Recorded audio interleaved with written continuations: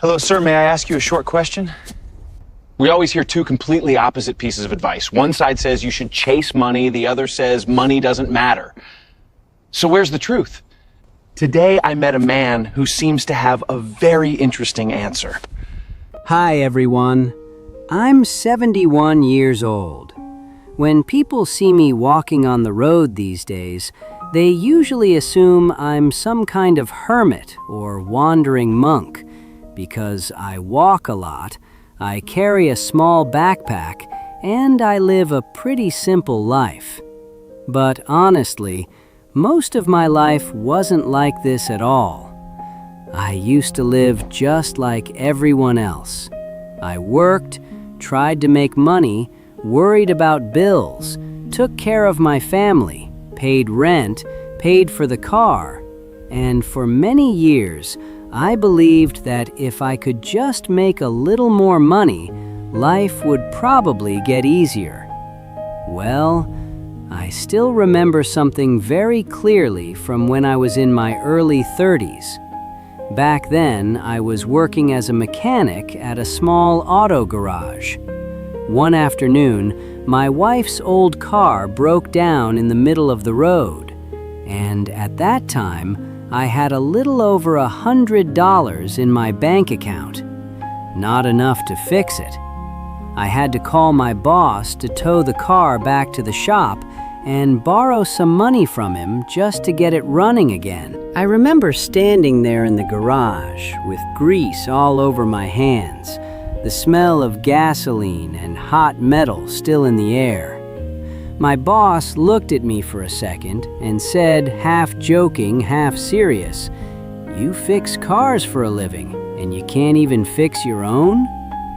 I laughed it off, but inside, that one stung. Not because he said it, but because I knew he wasn't wrong. I stayed in that garage until almost midnight fixing the car myself because I couldn't afford to pay someone else to do it. That night, I lay down in the small back room of the shop, still smelling like engine oil, and I remember thinking about something very simple. If I just had a little more money, life probably wouldn't feel this heavy. So at that moment, money really did feel like the solution to everything. Yeah, at that time it really did. You know, people love to say money isn't important, but that's usually said by someone whose rent is already paid. When your fridge still has food in it, when a hospital bill doesn't make your stomach drop, it's pretty easy to say money doesn't matter. There's something I learned much later in life. Money doesn't buy happiness, but the lack of it can quietly destroy your peace. Not because you're greedy, but because some problems in life really can only be solved with money. Like the time my wife had to go to the hospital many years ago. It wasn't some rare disease or anything dramatic, but she needed a small surgery and had to stay there for a few days. The bill was a little over $3,000. For some people, that might not sound like much, but for me back then, it felt like a mountain.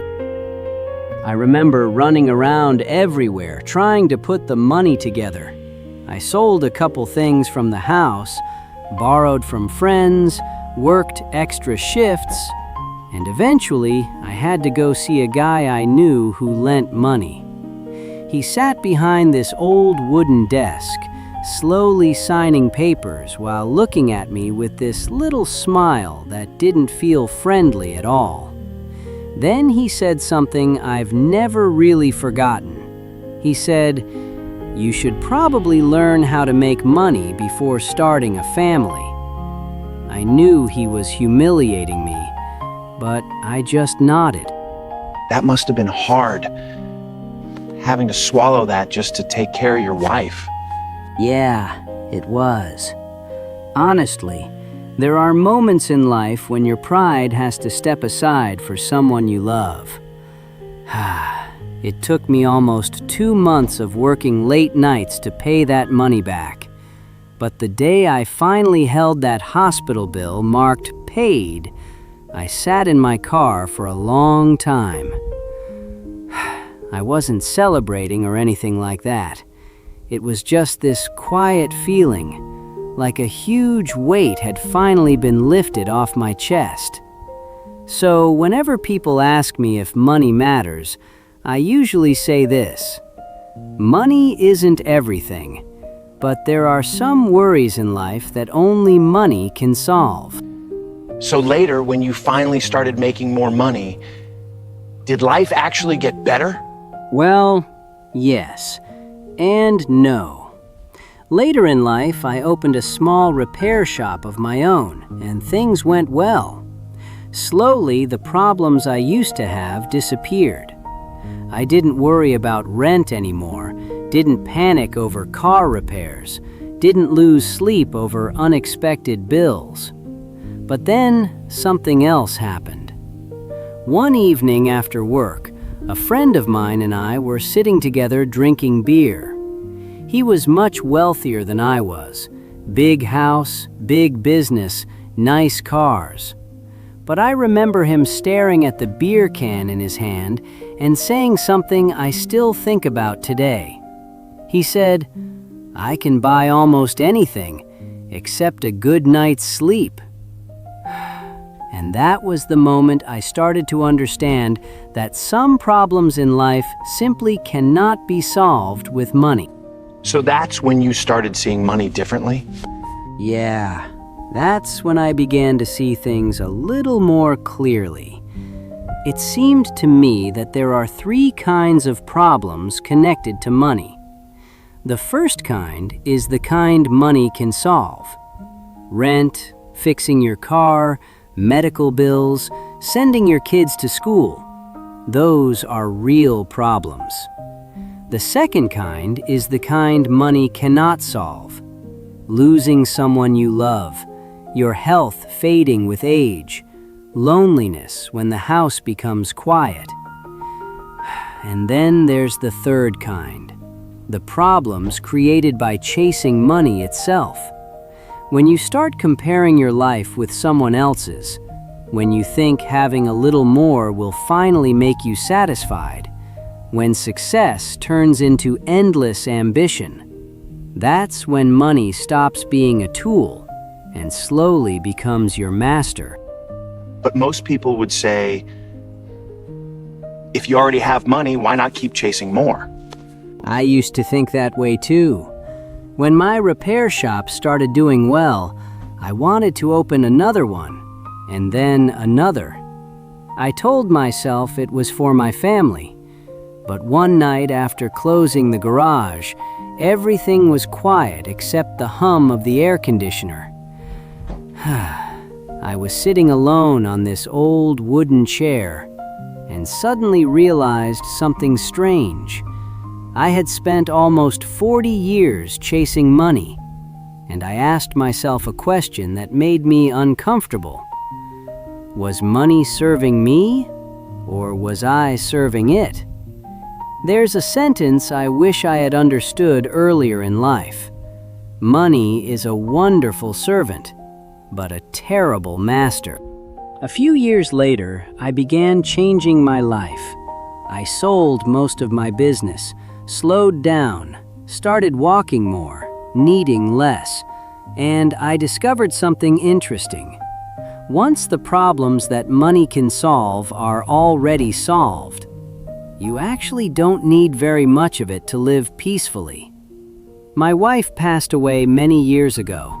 My kids have their own families now. They're doing well, and that gives me peace. I love them, but I don't want them worrying about me. These days, I just walk. Sometimes I help someone fix a fence, move a few boxes, or take a look at an old car. People often give me a small meal in return. A sandwich, a bowl of soup, sometimes just an apple. I eat once a day. That's enough. Food now is just a way to keep this body going a little longer. This body is temporary anyway, like a room you stay in for a while before you leave. Wherever there's water, I wash my face, my hands, sometimes take a quick shower. Life doesn't really require as much as people think, and when you live long enough, something inside you changes. Your wife is gone. Your children have grown. The worries that once filled your mind for decades slowly fade away. And when there's no ambition left, no fear of losing anything, no attachments, you discover something very strange. At that point, money truly can't solve anything anymore. Not because money is useless, but because you no longer need it for anything. No ambition, no burdens, no attachments, just peace. Maybe money isn't the goal. Maybe it's just a tool. If this story made you think, share this video, subscribe to the channel, and tell us your story in the comments.